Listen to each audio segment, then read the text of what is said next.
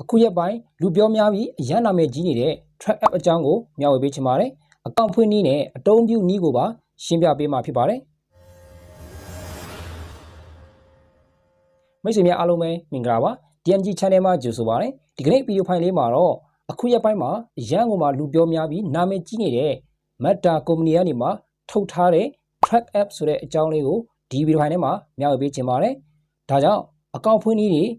အသုံးပြုပုံအသုံးပြုနည်းကိုပါဒီဗီဒီယိုဖိုင်ထဲမှာရှင်းပြပေးမှာဖြစ်တဲ့အတွက်ဗီဒီယိုဖိုင်လေးကိုစုံထိကြည့်ရှုပေးကြဖို့မြစ်တယ်ရက်ခံချင်ပါတယ်အစီအစဉ်လေးမစတင်ခင်မှာတော့ကျွန်တော်တို့ channel လေးကို subscribe မရသေးဘူးဆိုလို့ရှိရင်တော့အခုမှဆိုလို့ကြည့်နေတဲ့ဗီဒီယိုဖိုင်ရဲ့အောက်မှာရှိတဲ့အနက်ရောင်စာတန်းလေး subscribe ကိုတစ်ချက်လောက်နှိပ်ပြီးအားပေးခဲ့ကြပါဦးအတိအတိတင်တန်းသိရှိရအောင်ဆိုလို့ရှိရင်လည်းဘေးနားကခေါင်းလောင်းလေးကိုပါနှိပ်ပြီး all ကိုရေးထားပေးပါခင်ဗျာ Facebook page ပေါ်မှာကြည့်နေတယ်ဆိုလို့ရှိရင်တော့ကျွန်တော်ရဲ့ page လေးကို like and follow လေးလုပ်ပြီးအားပေးခဲ့ကြပါဦးဒါဆိုရင်တော့ကျွန်တော်တို့စလိုက်ပါမယ်ပထမဆုံးမှာတော့ track app ကိုအကောင့်ဖွင့်နိုင်ဖို့အတွက်ဆိုလို့ရှိရင်တော့မိတ်ဆွေမှာInstagram အကောင့်အရင်ဆုံးရှိထားဖို့တော့လိုအပ်ပါတယ်ဟုတ်ပါပြီကျွန်တော်တို့အကောင့်ဖွင့်နည်းကိုမတွားခင်မှာတော့အရင်ဦးဆုံးတော့မိတ်ဆွေတို့ဖုန်းထဲမှာဒီ track app ဒါမှမဟုတ်လို့ရှိရင် Instagram ပေါ့နော်ဒါလေးကိုတော့ကိုယ့်ရဲ့ဖုန်းထဲမှာအရင်ဆုံးရှိထားရမှာဖြစ်တဲ့အတွက်ဒီ track app တောင်းနည်းကိုတော့ကျွန်တော်ဒီ Play Store ထဲမှာမိတ်ဆွေတို့က Android မှာဆိုလို့ရှိရင်ကျွန်တော်တို့ Android ဆိုလို့ရှိရင်ပေါ့နော်ဒီ Google Play Store ကနေမှတွားပြီးတော့ဒီ track ဆိုပြီးတော့ရိုက်ရှာလို့လည်းရပါတယ်ဒါမှမဟုတ်လို့ရှိရင် Instagram ဆိုပြီးတော့ရိုက်ရှာလို့လည်းရတယ်ပြီးရင် Instagram ထဲကိုဝင်ပြီးတော့ဒီ track app ကိုတခါတည်းတောင်းယူလို့ရပါတယ်တကယ်လို့မိတ်ဆွေတို့ကiPhone တွေကင်နေတယ်ဆိုလို့ရှိရင်တော့ဒီ Apple Store မှာတွားပြီးတော့လွယ်လွယ်ကူကူတောင်းနိုင်မှာပဲဖြစ်ပါတယ်ပြီးရင်ဒီ application ဟာဆိုလို့ရှိရင်တော့ကျွန်တော်ဖုန်းတွေမှာကပါဘူးကွန်ပျူတာမှာလည်း install တင်ပြီးတော့အသုံးပြုနိုင်မှာပဲဖြစ်ပါတယ်ဟုတ်ပါပြီဒါဆိုလို့ရှိရင်တော့ကျွန်တော်တို့အခုလိုမျိုးဖုန်းထဲမှာရောက်ရှိလာပြီဆိုလို့ရှိရင်တော့ဒါဒီအခုဗီဒီယိုဖိုင်ထဲမှာတော့ဒီ Instagram ဟောပါတော့ Instagram အကြောင်းတော့ကျွန်တော်ဒီဟောပါတော့အကောင့်ဖွင့်နည်းတွေတော့ကျွန်တော်မပြတော့ပါဘူးဘာလို့လဲဆိုတော့အခုဗီဒီယိုဖိုင်ထဲမှာဆိုလို့ရှိရင်တော့ဒါအကောင့်ရှိပြီးသားလူတွေကိုဆိုလို့ရှိရင်တခါတည်းတန်းပြီးတော့ဖွင့်လို့ရပါတယ်ဘာလို့လဲဆိုတော့မိတ်ဆွေတို့မှာဒီ Instagram အကောင့်ကိုမရှိသေးဘူး Instagram အကောင့်ဖွင့်နည်းကိုပါတည်ချင်တယ်ဆိုလို့ရှိရင်လည်းအခုဗီဒီယိုဖိုင်ရဲ့ comment မှာပြန်လည်ပြီးတော့မေးထားပါအဲ့ဒါမှဒါလည်းမေးထားတဲ့လူတွေရှိတယ်ဆိုလို့ရှိရင်နောက်ဗီဒီယိုဖိုင်တွေမှာကျွန်တော် Instagram အကောင့်ဖွင့်နည်းကိုတည်တံ့ထပ်ပြီးတော့တင်ပေးမှာဖြစ်ပါတယ်ဟုတ်ပြီဒါဆိုရင်တော့အခုချိန်မှာတော့အကောင့်ရှိပြီးသားလူတွေကိုကျွန်တော်ဘယ်လိုလုပ်ရမှာလဲဆိုတော့ပထမဆုံးအနေနဲ့ကျွန်တော်အခုလိုမျိုး track app ကိုပေါ့နော်သူ့ရဲ့ application ကိုတောင်းပြီးတော့ပြီဆိုလို့ရှိရင်ကျွန်တော်ဘာလုပ်ရမှာလဲဆိုတော့ဒီ track app ထဲကိုကျွန်တော်တို့ဝင်ပြီးတော့အကောင့်ဖွင့်ရမှာပေါ့နော်ဒီ track app အကောင့်ဖွင့်တဲ့ပုံစံကြတော့သူက2နေရာကျွန်တော်တို့တွားလို့ရတယ်ပထမဆုံးတနေရာကတော့သူ့ရဲ့ app ထဲကိုဝင်ပြီးတော့တိုက်ရိုက်ကျွန်တော်တို့ရဲ့ဒီ Instagram အကောင့်နဲ့ချိတ်တဲ့နည်းเนาะနောက်တစ်နည်းကကြတော့ကျွန်တော်တို့ဒီ track app ထဲကိုဝင်ဖို့မလိုဘဲနဲ့ဒီတခါတည်း Instagram ထဲကိုဝင်ပြီးတော့ဒါတန်းပြီးတော့ချိတ်လို့ရတာပေါ့နော်ဒါဆိုရင်ကျွန်တော်ပထမဆုံးတစ်ခုအနေနဲ့ဒီ Instagram ထဲကိုကျွန်တော်အရင်ဆုံးဝင်ပြပါမယ်ဒါဆိုရင် Instagram ထဲကိုတစ်ချက်လောက်ဝင်လိုက်ပါဝင်ပြီးတော့ပြီဆိုလို့ရှိရင်တော့ကျွန်တော် Instagram ထဲရောက်လာပြီဆိုလို့ရှိရင်ကျွန်တော်ဘယ်ကနေတွားမှာလဲဆိုတော့ဒီ profile ကိုကျွန်တော်တို့တွားမှာဖြစ်ပါတယ် profile ကိုကျွန်တော်တို့တွားလိုက်ပြီဆိုလို့ရှိရင်အခုလိုမျိုးမျက်နှာပြင်ကျွန်တော်တို့ကိုယ့်ရဲ့ profile မျက်နှာပြင်ကိုရောက်လာမှာเนาะဟုတ်ပြီဒီနေရာမှာရောက်လာပြီဆိုရင်တော့ကျွန်တော်ဒီအပေါ်ဆုံးမှာရှိတဲ့မင်းချောင်းလေးတုံးချောင်းကိုတစ်ချက်လောက်နှိပ်ပေးပါပြီးတော့ကျွန်တော်ဒီအောက်နားလေးမှာပေါ့နော်ဒီမှာဒီဒုတိယအကြောင်းမှာပေါ့နော် track ဆိုပြီးတော့ရှိပါတယ်တကယ်လို့မိတ်ဆွေတို့မှာမဖွင့်ရသေးဘူးဆိုလို့ရှိရင်ဒီနေရာမှာ track ဆိုပြီးတော့ new ဆိုပြီးအနီရောင်လေးနဲ့ပေါ်နေမယ်ဟုတ်ပြီဒါဆိုရင်တော့ကျွန်တော်တို့ဒါလေးကိုနှိပ်လိုက်မယ်ဆိုလို့ရှိရင်သူက auto ဒီဟောပေါ့နော်ဒါကျွန်တော်ထဲမှာတော့ဒါကတော့လုတ်ပြီးသားဖြစ်တဲ့အတွက်ပုံစံပဲကျွန်တော်ဟိုပြနိုင်တာပေါ့နော်ဒီနေရာကိုနှိပ်လိုက်မယ်ဆိုလို့ရှိရင်သူကကျွန်တော်တို့ရဲ့ဒီ Instagram account နဲ့ဒီဟောပေါ့ track app နဲ့သူကတခါတည်းချိတ်ပေးမှာပေါ့နော်ချိတ်ပြီးတော့ပြီဆိုလို့ရှိရင်တော့ကျွန်တော်တို့ပြန်ထွက်ပြီးတော့အဲ့ဒီဇုံနာကကျွန်တော်ပြောရဲဒီ track app ထဲကိုကျွန်တော်တို့ဝင်ပြီးတော့ဒါအသုံးပြုရုံပဲပေါ့နော်ဟုတ်ပြီဒါဆိုလို့ရှိရင်ကျွန်တော်အခုဒီ app ကိုအကောင့်ဖွင့်နည်းပေါ့နော်ဇုံနာကကျွန်တော်တို့ Instagram ထဲကိုတွားပြီးတော့ဝင်ပြီးချိတ်ရတဲ့နည်းပါဒါပေမဲ့ပုံစံကအတူတူပဲကျွန်တော်ဝင်ချိတ်ပြီးတော့ပြီဆိုလို့ရှိရင်သူကဒီ app ထဲကိုပြန်လေပြီးတော့ရောက်ရှိလာမှာပေါ့နော်ရောက်ရှိလာပြီဆိုလို့ရှိရင်သူကဘယ်လိုမျိုးပုံစံပေါ်လဲဆိုတော့ကျွန်တော်မှဒီ screenshot လေးပဲကျွန်တော်ယူပြပေးထားတာပေါ့နော်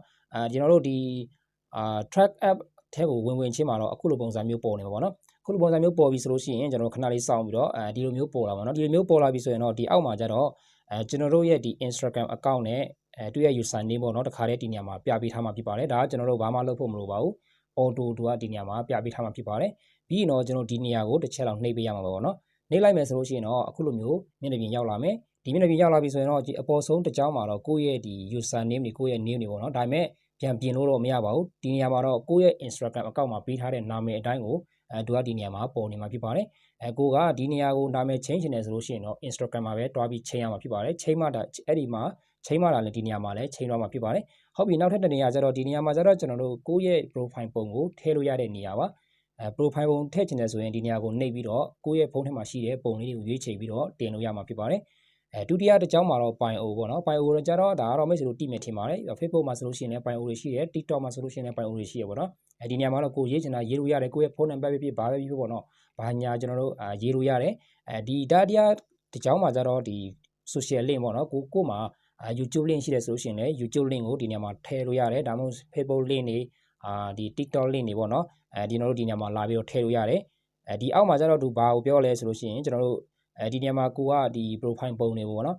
ကိုကဒီအတစ်မထည့်ချင်ဘူးဆိုလို့ရှိရင်လည်းဒီကိုရဲ့ဒီ Instagram မှာထည့်ထားတဲ့ပုံအတိုင်းပဲထပ်ပြီးတော့ထည့်ချင်တယ်ဆိုလို့ရှိရင်လည်းဒီနေရာမှာနှိပ်ပြီးတော့ထည့်လို့ရပါမယ်ဖြစ်ပါတယ်နော်ဟုတ်ပြီဒါဆိုတော့ဒီနေရာမှာအကုန်လုံးကျွန်တော်တို့ပြည့်စုံသွားပြီဆိုရင်နော်ပုံတွေလည်းထည့်ပြီးဒါတွေအကုန်လုံးဒီနေရာမှာတော့ရေးဟိုနော်ထည့်ချင်တဲ့ရတယ်မထည့်ချင်တဲ့ရပါဘောနော်ဟုတ်ပြီပြီးရင်တော့ကျွန်တော်ဒီအပေါ်ဆုံးမှာရှိတဲ့ဒီများလေးကိုတစ်ချက်လောက်ကျွန်တော်ထပ်ပြီးနှိပ်ပေးရပါဘောနော်နှိပ်လိုက်တဲ့အခါမှာတော့အခုလိုမျိုးprivacy ထဲကိုရောက်သွားမှာပေါ့နော်ဒီနေရာရောက်လာပြီဆိုရင်တော့သူကကျွန်တော်တို့ကိုရွေးချယ်ခိုင်းတာပေါ့နော်အခုကျွန်တော်တို့လုပ်တဲ့ account က public အတွက်လားprivate အတွက်လားပေါ့နော်ဒီနေရာမှာကျွန်တော်တို့ရွေးချယ်လို့ရတယ်ကိုက public ကိုထားချင်တယ်ဆိုလို့ရှိရင်တော့ဒါ auto သူကထားပြီးသားပေါ့နော်ဒါမှမဟုတ်ရင်ကိုကဒီ private ကိုထားချင်တယ်ဆိုလို့ရှိရင်ဒီအောက်ကိုရွေးပြီးရင် continue ကိုနှိပ်ပေါ့နော်ကျွန်တော်တို့ကတော့ public ကိုထားတာဖြစ်တဲ့အတွက်ဒီနေရာကိုပဲထားပြီးတော့ continue ကိုကျွန်တော်တို့ဆက်ပြီးနှိပ်လိုက်တာပေါ့နော်နှိပ်လိုက်ပြီဆိုလို့ရှိရင်တော့အခုလိုမျိုးမျက်နှာပြင်သူကရောက်လာမှာပေါ့နော်ဒီမျက်နှာပြင်ရောက်လာပြီဆိုလို့ရှိရင်တော့ဒါကတော့သူ့ရဲ့ဒီ application နဲ့ပတ်သက်တဲ့အသုံးပြုနီးလေးတွေပေါ့နော်ဘာညာပေါ့နော်သူကဒီနေရာမှာရေးပြပေးထားတယ်မိတ်ဆွေတို့နားလည်ဆိုလို့ရှိရင်လည်းဖတ်ကြည့်လိုက်ပေါ့နော်ဟုတ်ပြီမဖတ်ကြည့်စင်ဘူးဆိုလို့ရှိရင်လည်းဒီအောက်မှာရှိတဲ့ join track ကိုကျွန်တော်ထပ်ပြီးနှိပ်ပေးရမှာပေါ့နော်join track ကိုကျွန်တော်တို့နှိပ်လိုက်တဲ့အခါမှာတော့ဒီ application ရဲ့ new feed ကိုကျွန်တော်ရောက်ရှိတော့မှာပေါ့နော်ဒါကတော့Facebook မှာဆိုလို့ရှိရင် new feed ပေါ့နော်ဒီနေရာရောက်တော့ပြီဆိုလို့ရှိရင်တော့အခုဆိုရင်ကျွန်တော်ဒီ application တွေကိုဝင်ပြပါမယ်နော်ရောက်ရှိတော့ပြီဆိုလို့ရှိရင်သူကဘယ်လိုပုံစံမျိုးပေါ်လဲဆိုလို့ရှိရင်တော့ဒီနေရာမှာပေါ့ဒီမှာပေါ့နော်ဒါကတော့ဒီ Facebook မှာဆိုလို့ရှိရင်လည်း new feed ပေါ့နော်ဒီမှာလည်း new feed လို့ပဲကျွန်တော်တို့အသုံးပြုပါမှာနော်ဟုတ်ပြီဒါကတော့ new feedဒီနေရာမှာကျွန်တော်တို့ဘယ်သူ့ကို follow လုပ်ချင်တာလဲပေါ့နော်အစအရအကုန်ရှိတယ်ပြီးရင်ဒီ application ကိုအသုံးပြုပြီးတော့ post တွေတင်တဲ့လူတွေနော်အကုန်လုံးကိုကျွန်တော်ဒီနေရာမှာအကုန်လုံးကို follow လုပ်ထားတဲ့လူရော follow မလုပ်တဲ့လူတွေရောအကုန်လုံးကျွန်တော်ဒီ TikTok လိုမျိုးပေါ့နော် for you လိုမျိုးပေါ့နော်ကျွန်တော်အကုန်လုံးမြင်ရမှာဖြစ်ပါတယ်ဗျဟုတ်ပြီဒါဆိုရင်တော့ဒီနေရာမှာကျွန်တော်တို့ကဒီကိုသူများတင်ထားတဲ့ post အောက်ကနေမှာအတဲပေးခြင်းတယ်ဆိုလို့ရှိရင်လည်းဒီနေရာမှာအတဲပေးလို့ရတယ်ဒါမှမဟုတ်ရှင် comment ပေးခြင်းတယ်ဆိုရင်ဒီနေရာမှာ comment ပေးလို့ရတယ်share ခြင်းတယ်ဆိုလို့ရှိရင်ဒီတာတိယဟာကိုတစ်ချက်လောက်ကျွန်တော်နှိပ်ပြီးတော့ share လို့ရတယ် share မယ်ဆိုလို့ရှိရင်ဒီအောက်က report ကိုကျွန်တော်တို့ share လို့ရတယ်ဒါမှမဟုတ်ရှင်ကိုက caption အနေနဲ့ဒုက္ခရေးပြီးတော့ share ခြင်းတယ်ဆိုလို့ရှိရင်ဒီအောက်က quick ကိုကျွန်တော်တို့နှိပ်ပြီးတော့ share လို့ရမှာပဲဖြစ်ပါတယ်နောက်တစ်ခုကကြတော့လေဒီနေရာမှာလဲဒါ share တာနဲ့ပုံစံတူတော့ဗောနော်ဒီနေရာကိုလည်းကျွန်တော်နှိပ်လိုက်မယ်ဆိုလို့ရှိရင်ကိုကဒီ story တင်ချင်တာလားเนาะဒါမှမဟုတ် new feed မှာဒီ Instagram ရဲ့ new feed မှာရောက်စေချင်တာလားဗောနော် copy link ယူချင်တာလားเนาะတခြားနေရာမှာထပ်ပြီး share ချင်တာလားအကုန်လုံးလုပ်လို့ရပါတယ်ဟုတ်ပြီဒါဆိုရင်တော့နောက်ထပ်တစ်ခုကိုကျွန်တော်ထပ်ပြီးကြည့်မယ်ဒီ second နေရာမှာကြတော့ဒီနေရာမှာတော့ကိုကဒီတခြားလူတွေရဲ့ account ပေါ့နော်ကိုတီးတဲ့လူတွေရဲ့ account ကိုဒီနေရာမှာကျွန်တော်လာပြီးတော့ရိုက်ရှာလို့ရတယ်ဒီရိုက်မရှာခင်မှာတော့ဒီအောက်မှာသူပြပေးထားတာကြတော့ဒါရန်ကုန်မှာနာမည်ကြီးတဲ့လူတွေပေါ့နော်အများကြီးရှိပါတယ်ဒါတွေကိုကျွန်တော်တို့ကသူတို့ကို follow လုပ်ချင်တယ်ဆိုလို့ရှိရင်ရွေးချယ်ပြီးတော့ follow လုပ်လို့ပေါ့နော်လုပ်လို့ရတာပေါ့နော်ဟုတ်ပြီနောက်တစ်ခုထပ်ပြီးကြည့်မယ်အလဲကဟာကြတော့ကျွန်တော်ဒီ post တွေပါတယ်တင်လို့ရတဲ့နေရာပါကျွန်တော်တို့ post တင်မယ်ဆိုလို့ရှိရင်တော့ကျွန်တော်ဒီနေရာမှာကိုရေးချင်တဲ့အကြောင်းအရာကိုရေးလို့ရတယ်ဒီနေရာမှာကိုကစာပိုက်ကိုပဲတီးတန့်တင်ချင်တယ်ဆိုလို့ရှိရင်တော့စာလုံးအရေးအတွက်ကိုသူကအလုံးရေ900အထိကန့်တက်ထားတယ်လို့ပြောတယ်နောက်ထပ်တစ်ခုဗီဒီယိုဖိုင်တွေတက်ပုံတွေတင်ချင်တယ်ဆိုလို့ရှိရင်ဒီအောက်ကဟာကိုကျွန်တော်နှိပ်ဒီ click ကိုနှိပ်ရပါတော့ဗီဒီယိုဖိုင်ကကြတော့ကျွန်တော်အရှည်ဆုံး9မိနစ်အထိဒါတင်လို့ရတယ်လို့ပြောထားတယ်เนาะကြံတဲ့ဟာတွေကတော့တက်ပုံတွေဗီဒီယိုတွေဇာလေးတွေဒါတွေပေါ့เนาะကျွန်တော်တင်ပြီးတော့ဆိုလို့ရှိရင်ဒီအောက်က post ကိုကျွန်တော်နှိပ်လိုက်တာနဲ့ကိုယ့်ရဲ့ account ထဲကိုသူက post တင်ပေးတော့မှာပေါ့เนาะဒီနေရာမှာတော့ကျွန်တော်မတင်ပြသေးပါဘူးเนาะဟုတ်ပြီနောက်တစ်ခုထပ်ပြီးကြည့်မယ်ဒီအတဲပုံစံပေါ့เนาะဒီနေရာမှာကျတော့ကျွန်တော်တို့Facebook မှာဆိုလို့ရှိရင်တော့ notification ပြတဲ့နေရာနဲ့အတူတူပဲပေါ့เนาะဒီနေရာမှာကျွန်တော်တို့ဒီကိုကတခြားလူတွေကိုဒီ react ပေးတာပဲဖြစ်ဖြစ် comment ပေးတာပဲဖြစ်ဖြစ်ပြီးရင်တခြားလူတွေလည်းကိုယ့်ကိုပြန်ပြီးတော့ reply ပြန်တာပဲဖြစ်ဖြစ်ဒီနေရာမှာကျွန်တော်တို့အကုန်လုံးမြင်ရမှာဖြစ်ပါတယ်ဗျเนาะကျွန်တော်ဒါကတော့ all ပေါ့เนาะအကုန်လုံးမြင်ရတယ်ကိုသူများကိုပေးထားတာရောကိုယ့်ကိုလာပြီး follow လုပ်ထားတဲ့လူတွေရော reply ပြန်တာရောအကုန်လုံးမြင်လို့ရတယ်အဲ့ဒီအထက်ကောင်းတာကိုကျွန်တော်တို့ကဒီတီးတန့်ကိုမြင်ချင်တယ်ဆိုလို့ရှိရင် reply တီးတန့်ကိုမြင်ချင်တယ်ဆိုရင်ဒီ reply ကိုနှိပ်တော့ mention တီးတန့်ကိုတွေ့ချင်တယ်ဆိုရင် mention ကိုနှိပ်ပေါ့เนาะဒီမှာပေါ့เนาะ verify တပိုင်းညာအကုန်လုံးမြင်လို့ရတယ်နောက်ဆုံးတစ်ခုကကြတော့ကျွန်တော်တို့ဒီကိုယ့်ရဲ့ profile ရှိတဲ့နေရာကိုကျွန်တော်ရောက်လာပါပေါ့เนาะဟုတ်ပြီဒါကတော့ကျွန်တော်ရဲ့ account ပါမိတ်ဆွေတို့ join ချင်တယ်ဆိုလို့ရှိရင်တော့အခု video file ရဲ့ comment မှာဒါမှမဟုတ်ရှင် description မှာကျွန်တော် link လေးချပေးထားပါမယ်ဒါမှမဟုတ်ရှင်လည်းဒီနာမည်အတိုင်းမိတ်ဆွေတို့လာပြီးတော့ရိုက်ရှာမယ်ဆိုလို့ရှင်လည်းကျွန်တော်ရဲ့ account ကိုတန်းမြင်မှာဖြစ်ပါတယ်ဟုတ်ပြီကျွန်တော်တို့ဒီကိုယ့်ရဲ့ profile နေရာမှာကျတော့ကျွန်တော်ဘာတွေလုပ်လို့ရလဲဆိုရင်ကိုကဒီ profile နဲ့ပတ်သက်ပြီးတော့ပြန်ပြင်ချင်တယ်ဆိုလို့ရှင် active profile ကိုနှိပ်ပြီးတော့ကိုယ့်ရဲ့ဒီ bio တွေ link တွေပြန်လေပြီးတော့ပြောင်းလို့ရတယ်ပုံလေးတွေပြန်ပြောင်းလို့ရပါတယ်เนาะဟုတ်ပြီနောက်တစ်ခုဒီ share profile ဒီ share profile ကကြတော့ကိုယ့်ရဲ့ဒီအခု account ကိုเนาะ copy ယူပြီးတော့တခြားနေရာမှာ share ချင်လည်းရတယ် Facebook မှာပါညာအကုန်လုံးကျွန်တော်တို့ချိန်လို့ပေါ့เนาะ share လို့ရပါတော့เนาะမိတ်ဆွေတို့မှာ account ဖွင့်ခြင်းမှာတော့ဒီနေရာမှာဘာမှရှိမှာမဟုတ်ပါဘူးဒါကတော့ကျွန်တော်မှာဒီပေါ့เนาะကျွန်တော်တင်ထားတဲ့ post အချို့ပေါ့เนาะအခုလိုမျိုးမြင်တွေ့နေရတာပဲဖြစ်ပါတယ်ဟုတ်ပြီနောက်တစ်ခုကကြတော့ဒီအကြံတဲ့အပိုင်းတွေမှာတော့ဒီဟောပေါ့เนาะတူရဲ့ setting လေးတွေပဲဖြစ်ပါတယ်ဒီ setting အပိုင်းတွေမှာတော့ကျွန်တော်နောက်ဗီဒီယိုဖိုင်တွေမှာပြန်လည်ပြီးတော့ပြပြပြပါမယ်ဟုတ်ပြီဒါဆိုလို့ရှိရင်တော့ဒီအခု